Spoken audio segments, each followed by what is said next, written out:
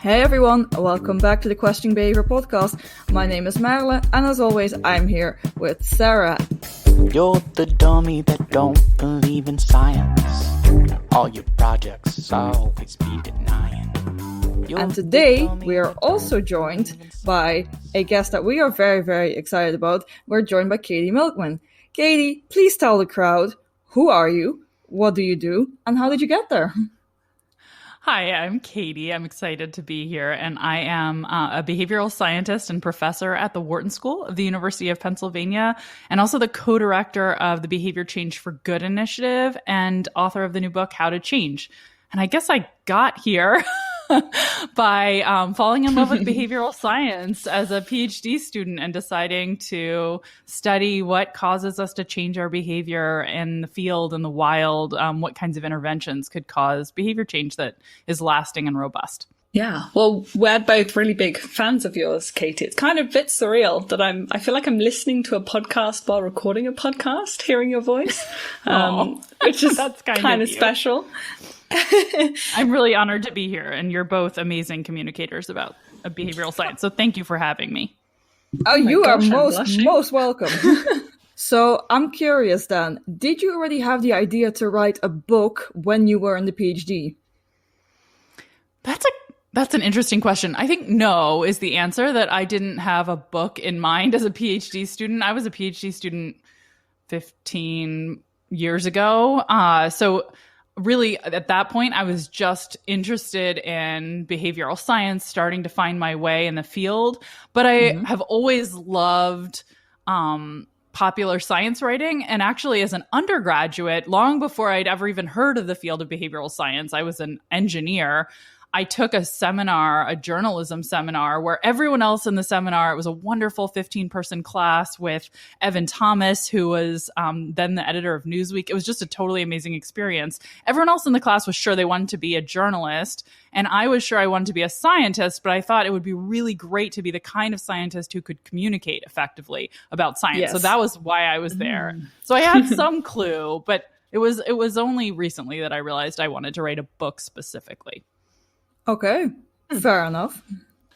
So I'm interested. The book is called How to Change. What inspired you to write a sort of a behavioral science book for people to apply behavioral science to themselves in their own lives? Yeah, it's a great question. I think it was probably, and I write about this a little bit in the introduction, it all really points back to a graph, which is a weird thing to say, but really. A graph I saw about a decade ago when I was attending a seminar at our medical school. And the graph just showed a breakdown of the fraction of premature deaths in the United States that were due to different causes. So from, environmental toxins to accidents to genetic factors. And what astonished me was that the largest wedge, and it was a pie chart, the largest wedge was 40% of premature deaths are attributable to behaviors that we individually could change. So decisions we make on a daily basis about what to eat, whether or not to drink alcohol, smoke cigarettes, buckle our seatbelts when we get into cars, those kinds of decisions, and about whether we move our bodies and are active, they just accumulated more than I'd appreciated. And that, I think, is the moment that I realized how much I wanted to devote the rest of my career to understanding how we could shrink that wedge, what behavioral science could say that might help. And certainly, I think, there's huge work and important work to be done working with organizations to share the science and, helping healthcare providers and doctors and frankly, also the retirement planners, right? Because a lot of the same kinds of science can help change decisions about our finances and our education.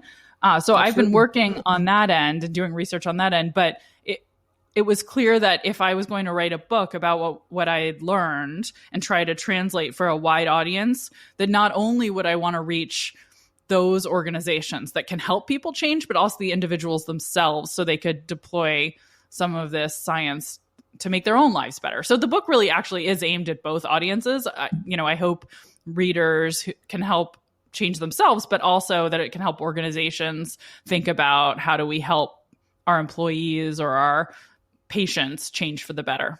Yeah, fair enough. A very noble goal. A very noble goal, changing the world, each individual at a time.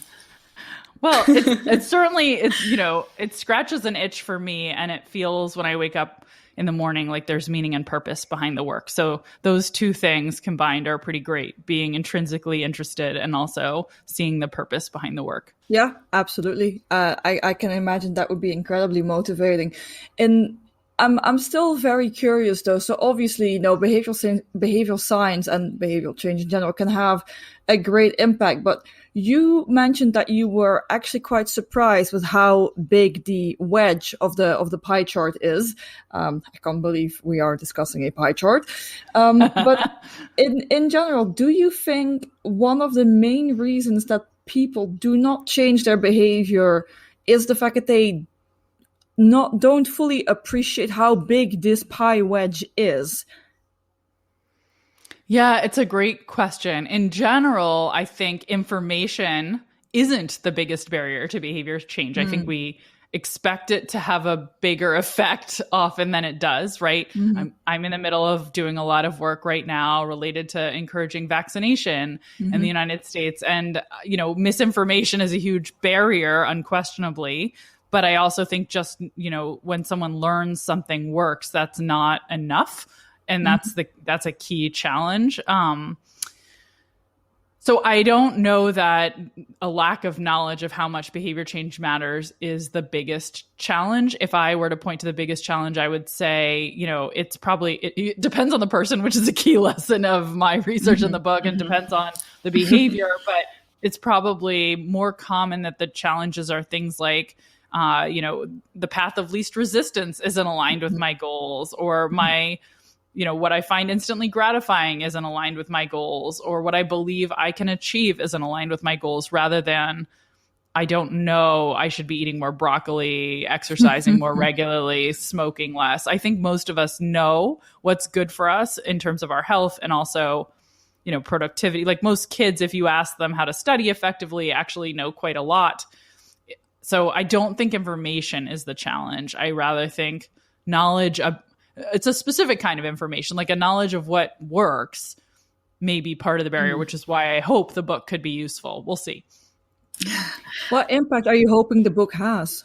Yeah, I was asking myself that just the other day, like, have I achieved my goals with this book? Did I actually even lay them out clearly enough? It's funny, as a behavioral scientist, like I should have had some goals and milestones and checklists. And have I? I think there's a few things I was hoping to achieve. One is just widen knowledge so that, more people are reached, more individuals can use the science. And unquestionably that's happened, right? Normally I reach my 150 Wharton students each year.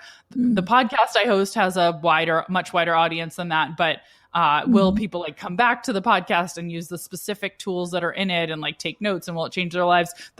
I don't know. It seemed like a way to reach in a clear single format a lot of people. And the book has sold tens of thousands of copies, and it's doing pretty well. It was a bestseller across the US. So by that metric, I'm reaching way more than the 150 students who normally do a deep dive into this material with me each year. So I think that on that front, it's a success. But I have no idea if people are using these tools effectively to achieve more than they would have otherwise. And that's the frustration for a scientist writing a book, right? Yeah. I'm like, where's the randomized controlled trial with the outcome variable that's objective to prove if this is doing any actual good? And so there's a bit of a leap of faith when you try to do this kind of translation work. And I don't know. I wish I had a way to know. It feels great to get the reader feedback. It feels great to see that lots of people are buying it, but I wish I had some better metric of success. Yeah, it would be an interesting ethical question, seeing whether or not it would be possible to observe some sort of outcome of whether or not, reading the book has had a positive impact on people's outcomes. I don't know if that's how that would be done. Yeah, at least book sales. I mean, you could design a randomized controlled trial, right? There's no reason you couldn't. But it's not normally done. No. Maybe someday. Yeah, and the poor people in the control group. would not be able to read your book. Yeah, the poor people in the control group, they would be deprived. But do you truly believe that you should write a book, an entire book filled with research to be able to run RCT? These are questions of effort and resource investment that we should ask ourselves. Talking about effort and resource investments, when people write a book, especially if it's a book that behavioral change, I would argue, can be quite personal at times. I always want to know, which chapter did you struggle with the most for writing? Oh, that's easy. The introduction. Okay, fair.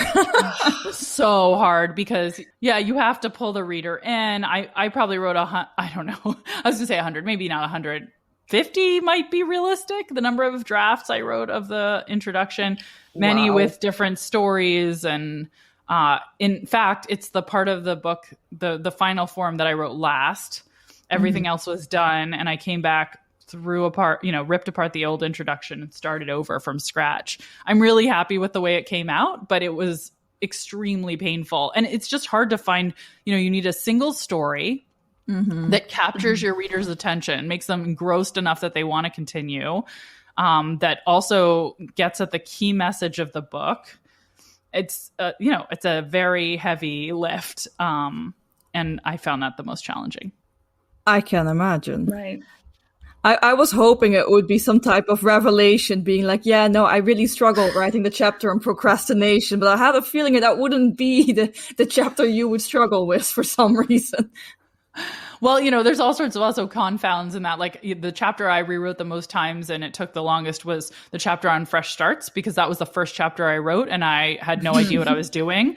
And it literally took 6 months until I ended up with a draft that my editor was like, this is acceptable enough that you're allowed to proceed with another chapter. And then, of course, I came back later, ripped it apart and rewrote it once I actually knew what I was doing. So it's just, this was a very long process for a novice. And, I'm sure some people learn faster than I do. It's funny because my good friend and collaborator, Angela Duckworth, who wrote an amazing, super international bestseller, Grit, that's, was #1 in the New York Times charts for many weeks.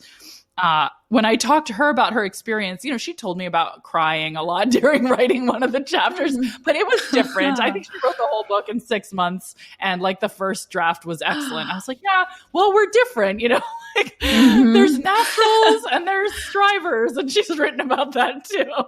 I definitely was not a natural. It took a lot of, it was a steep learning curve, but I do feel like I learned so much, and it was a really exciting and interesting, experience at this stage in my career writing scientific articles. I know what I'm doing, and I don't struggle the same way. And there was something very satisfying about being at the bottom of a learning curve again and getting to grow that, I'm not sure I need to do that every few years, but it was refreshing. It was a good reminder of how, we're all novices in so many areas. And even if we develop expertise in one, doesn't mean it wouldn't be exciting occasionally to step out of that role and into a novice role. So no second book? Yeah, never say never, but I'm certainly not working on one presently. And I think, when I look at scientists who I admire immensely and think about what kind of career trajectory would I most like, I am very much excited by the prospect of diving back fully into research rather than sort of going on to be a book writer. I think I'm really proud of this one book. Maybe there would be another down the line eventually, but I don't want to pivot my career from doing the science. That's what inspired the book. I liked writing about my own, the insights I felt like I had a unique ability and perspective on to share rather than insights. I think I wrote the things I had to say for now. Fair. Fair. Very fair. Yeah. And as a behavioral scientist, I'm interested, how did you approach writing a book? Because I'm struggling to write my thesis right now. So any tips you could give me, I would really appreciate. Oh gosh, I used a lot of hacks. I don't know if all of them will apply to thesis writing, But for one, I blocked out one day a week that was a writing day when I actually took a sabbatical as well. So during my sabbatical, it was more like 3 days a week. But before the sabbatical, at the start of the project, Fridays were writing days. Nothing was scheduled on Fridays. All meetings were Mondays through Thursdays. And Friday was just me and this book. That was what I did. So that helped a lot to block off that time. And it was sort of, really treated as like with religious seriousness. That is what Fridays are for. And if, something had to come up on Friday, like I had to travel for a conference, then I swapped, and, maybe Tuesday that week would be, but there was always a devoted writing day. I also did hire a full-time assistant to help with the project. And that created a huge amount of commitment and accountability, because there's this person who's spending 40 hours a week on the project, collecting whatever I needed from her. And I felt a responsibility to use that and make sure I wasn't wasting her time, sunk cost. I was like spending money on this person too. Right. So I was like, oh, I can't waste that. I need to make sure that I work on this, produce something to push the project forward. So I have a new set of things I can ask of her next week. And so that was helpful to me as well. And she was a first reader on everything. She was fantastic. Cassie Brabaugh, she's a character in one of my anecdotes. She would help me run and chase down stories. And for one of the chapters on social norms, I was looking for a great story that illustrated the way that we emulate our peers. And she's like, well, I actually did this. And she told me about how, as a research assistant, not a research assistant. Oh my gosh, my brain, a resident advisor, the other kind of RA, a resident advisor, for college students. When she was a student herself, she did this week of training, and everyone else in her cohort basically was a vegetarian. And she watched how they sort of crafted meals, and that she became a vegetarian for years after, based on that experience, spending a week of intensive training with vegetarians. And so that ended up in the book. But anyway, the hacks were sort of accountability to someone else, blocking off a day. Those were probably the biggest tools I used. But there are other hacks and tricks, but those are the best ones I'd suggest. No, those are great suggestions. And I'm going to figure out if there's someone, I don't know if I could hire someone to read my thesis. Right. I couldn't have hired someone to read the thesis. Right. But maybe you could have like an accountability buddy or something. Maybe you swap chapters once a month or something, and that and give each other comments, and then so doing, you'll feel like you've wasted their time if you don't have something new to get them by a deadline, and then you're doing them a favor too. That is a great idea. That's a great idea. Okay, Merle, I'm sorry, you might be my thesis buddy. Can I opt out? No. That is a shame. That is a shame. Now, Katy, I'm actually very curious, because I've read quite a few of your papers lately with regards to vaccine uptake, because obviously that is a large part of behavior change, at least in the current climate. Since the book has come out, or since you finished writing and editing the book, what direction has your scientific research taken? What direction are you seeing it take, and what direction do you want it to take?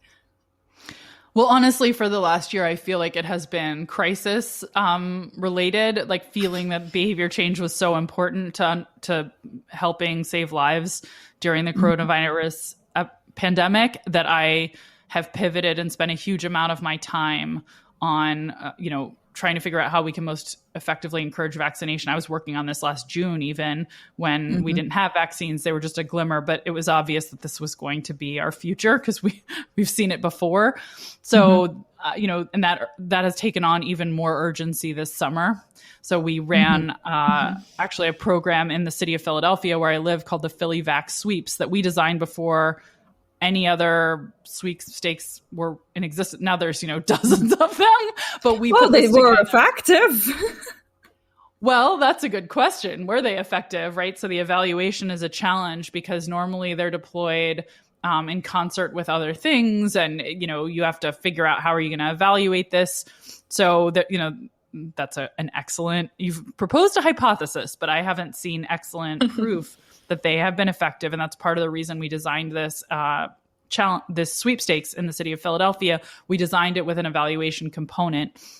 Actually, we randomly selected zip codes within the city that would have vastly higher odds of winning prizes in the sweepstakes. And we did this with 3 different zip codes over the course of a 6-week project. And that allowed us to basically have a treatment group and control groups and do a better and much cleaner evaluation than any of the other sweeps, where you have to look across state borders. And there's a confound that the state is more motivated than their companion states. Otherwise, why would they have developed a special program?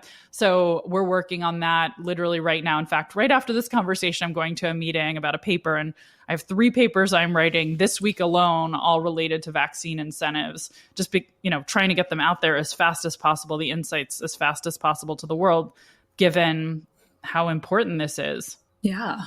Well, yeah. That's a crazy amount of work. I mean, could you give us some highlights? So what's sort of the headline news for incentives and vaccines? I would say I'm high level. I'm disappointed in the performance of vaccine incentives. I'm high level disappointed that the incentives we have designed using behavioral insights haven't had a bigger impact. I think there's probably a lot of reasons that they have been disappointing overall. And I don't think it's just ours. We're looking across all of the incentive programs in the US, and just overall, I'd say the results are very disappointing and disheartening. I think there's one problem is probably that the timeline maybe wasn't ideal in terms of people probably already had hard and fast plans at that point, and that maybe the ideal time to start launching these kinds of programs would have been April, or when people were first learning that they could get a vaccine in many cases and were making up their mind about whether they were going to do it or not. Instead, it was once we sort of hit a wall, a lot of people had already opted out, and now we're trying to pull them in. And I think that may have contributed to the disappointing results, but I don't know because I don't have the counterfactual. And it may just be that this isn't the kind of problem where incentives, at least to the magnitude we're deploying, are the right solution. Maybe $1,000 would be the kind of incentive per person that would have a huge impact. We obviously know incentives work, but a lot of these sweepstakes, the expected value to a given citizen is something like $1. And even if they overweight small probabilities and therefore think their expected value is $10, which would be, a pretty big inflation, that doesn't seem to be the kind of money that's changing behavior in a really meaningful way. So I'm disappointed and hopeful that we can learn from this and figure out what will be more effective. And we're going to do some research related to flu vaccines this fall also, and sweepstakes, and try to understand, that's a slightly less political decision. It's one we make every year. Maybe people are less entrenched, and we might see small incentives and sweepstakes having less disappointing, more impressive results in that context. So we'll find out. But my general view at this moment is I think this is such an important problem. We've got such an entrenched opposition that I'm pretty strongly in favor of mandates. Yeah, that seems fair. Sometimes behavior science, I personally don't count mandates or any type of enforced law as a behavioral scientific interventions, but I don't either. Some people seem to. I don't know why. Some people don't draw the line a bit differently, but I think sometimes you should. Behavioral science is not always the answer. Draw a line in the sand, regulate it, enforce it by law, and we're done for today. Thank you for coming to my TED Talk. Anyway, so I'm curious. So if we look beyond the pandemic and we move away from vaccination, even flu vaccination, where do you think your research is taking you? Like, what topic are you becoming more and more interested in that you want to devote more time to? That's a great question. I think there's 2 things that I'm really, really interested in right now. One is that I am doing a lot of work, and have been for years, related to race and gender bias, and how we can use choice architecture to improve outcomes for women and minorities in organizations. And I have an amazing group of PhD students who are really focused on that, and we've done some interesting audit experiments recently. I'm really excited about the contributions we're finding ways to make. So I'll just shout out also particularly Erica Kyrgios, who is just extraordinary and is on the job market this year. Edward Chang, who's a just finished his first year on the faculty at Harvard Business School, and Anish Rai. They're all absolutely amazing PhD students or junior faculty who I've gotten to work with on this topic. Really excited about the work that the group has done and the progress we've made. And I guess the other area I would say is in thinking about behavior change for good, which is this initiative I co-direct with Angela Duckworth, where we're focused more on things like increasing savings over the lifespan, increasing persistence in education and improving students' grades and improving health outcomes. I think Angela and I both are really excited to do work that's even more social in nature. And that is, how do we get groups of people engaged with one another to change behavior? We've mostly been sort of looking at the individual in isolation, but I'm excited about expanding and doing work that harnesses the power of social groups more, and also thinking about recovery from failure. I think, that is the most important thing we don't understand when someone has been making progress and then sort of falls off the wagon. I write about this a bit in the book, but and there's some things we know, like Marissa Sharif and Suzanne Shu have done wonderful work on emergency reserves and sort of giving ourselves get out of jail free cards when we have a misstep. But we need to know a lot more, because it happens to all of us, 80% or to 90%, depending on the estimate you read, of New Year's resolutions fail. And that's probably true of most goals, that they have a similar failure rate. And, okay, we can do better than that if we use the best science. I firmly believe that. And yet we're still going to fail the majority of the time, even if we use all the best science. And that means we need a recovery plan. Yeah. Super, super interesting. I'm really looking forward to all of that work that I hope you get to do, and all the papers I'm going to read, they're going to publish. And just to say thank you so much, Katy, for doing all of this amazing science, and for being an amazing communicator of the science too, and an honest communicator of when things don't exactly go right. It was wonderful having you on the podcast. Oh, thank you so much. Thank you both for the important work you do. It's so inspiring and exciting, and I'm glad you're part of the upcoming generation. It's an honor to get to talk with you. I'm sorry the time is short. Anyway, hopefully we'll be out of this crisis, and behavioral and life will feel a little bit more manageable before long. It's been a long year and a half for all of us. Absolutely. Katy, thank you so much. And thank you. Good luck with all the work you do. Bye. Thank you. You too. Good luck with the dissertation. Thanks. Thanks. We're going to need it. Bye.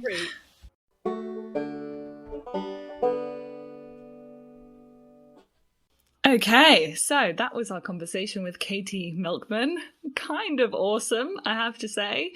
Merle, what did you think? Amazing to hear from Katy and her new book, How to Change. Yeah, what did you take away? What didn't I take away? I mean, in all fairness, if you have to ask someone about behavior change, Katy Milkman is not exactly the worst person to go to, is she? I agree. I think just all the academic work she's done on behavior change and the work she's currently doing on vaccination uptake, whether that is still for COVID or for the flu, for example, is just absolutely great work. I enjoy her as a writer. I even enjoy her academic papers because I just think they're very well written, which is maybe a very odd compliment, but I'll stand by it. And it was a great conversation, and good to know that apparently the introduction of a book is the most awful part to write. It's good to know. Yeah, that definitely lines up with my experience of trying to write introductions to academic papers, for sure. But I just think Katy's just such a fantastic communicator and such an asset to the behavioral science community, honestly. The amount of podcasts and books and papers that I've read from hers, I'm kind of in awe. And yeah, I mean, it was great also to hear about some of her upcoming work on vaccinations, which is incredibly timely, and also refreshing to hear feedback of when things don't work exactly as you'd hope they would, or sometimes interventions aren't quite as effective as we hope they would be. It's just very refreshing to hear, because things in reality don't work as you expect them to. That's the whole point of doing this whole scientific business, is trying to figure it out. No, absolutely. It's just, and Katy has alluded to this as well, where, a lot of people had opinions about vaccinations or the COVID-19 vaccine specifically, but before it even existed, like a lot of people knew that this was coming, and still were like, no, I have stronger feelings about not getting vaccinated, or I have strong feelings about getting vaccinated.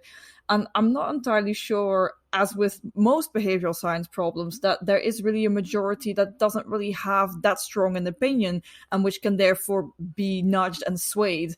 Because I have a feeling it would be incredibly difficult to sway the opinion of an anti-vaxxer, to change their motivation, to change their much more deep-lying beliefs about what vaccination is or does, and whether they have negative opinions about it. I think that is going to be some hardcore behavioral science, which, as Katy mentioned, might not be behavioral science at all, and it might just be legislation. Yeah. And maybe that is where we're heading. Maybe that is where we're heading for vaccinations. But it's a really interesting and massively impactful subject to be studying. So we're going to keep our eye on the work being done in this area. I'm sure this is not the last that we will be talking about vaccinations this year, next year, and next 5 years. I think it's going to become very commonplace and very necessary. On top of all the flu shots that we're going to have to be getting, I think COVID-19 is here to stay. But with that said, and us trying not to predict the future, but doing it anyway, I think we should wrap it up for this episode. Yeah, absolutely. Katy, thank you so much for making the time. Thank you so much for your amazing book. And guys, we hope you had a great time listening to this episode. We hope it was enjoyable, entertaining, interesting, maybe even thought-provoking. And as always, we wish you an absolutely amazing week, and we hope to see you again next week. Bye, guys. You're the dummy that don't believe in science. All your projects always be denying. You're the one I love.